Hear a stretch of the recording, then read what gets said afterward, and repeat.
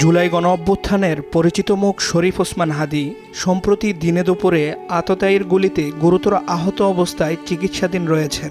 আল্লাহ তাকে নেক হায়াত দান করুন। সব মানুষেরই কম বেশি শত্রু আছে। বলা হয় ভালো মানুষের শত্রু আরও বেশি। জীবনে উন্নতির সঙ্গে সঙ্গে বাড়ে শত্রুর সংখ্যা। বন্ধুর বেশেও আসে শত্রু, কেউ গোপনে আবার কেউ প্রকাশ্যে শত্রুতায় লিপ্ত হয়। পৃথিবীর শুরু থেকেই এ চর্চা চলে আসছে। তবে শত্রুর ক্ষতি থেকে বাঁচার উপায়ও আছে। নবী করিম সাল্লাল্লাহু আলাইহি ওয়াসাল্লাম শত্রুর ক্ষতি থেকে বাঁচার দোয়া শিখিয়ে দিয়েছেন।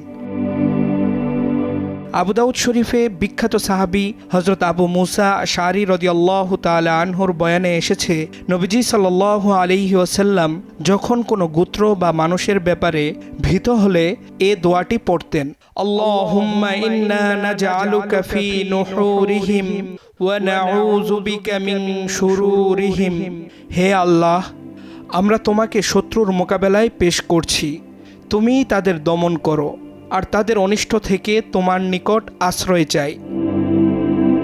এছাড়াও রয়েছে আরও একটি ছোট আমল, এতে শত্রু থেকে সম্পূর্ণরূপে মুক্তি লাভ করা যায়। আল্লাহুম্মা মুনজিলাল কিতাব সারিআল হিসাব মুজরিয়াস সাহাব হাজিমাল আহজাব আহজিমহুম ওয়া জালজিলহুম। হে আমার মালিক, কোরআন অবতীর্ণকারী, দ্রুত হিসাব গ্রহণকারী, মেঘকে পরিচালনাকারী, শত্রু বাহিনীকে পরাজিত ও প্রতিহত করতে, তাদের দমন ও পরাজিত করতে তাদের মধ্যে কম্পন সৃষ্টি করে দাও।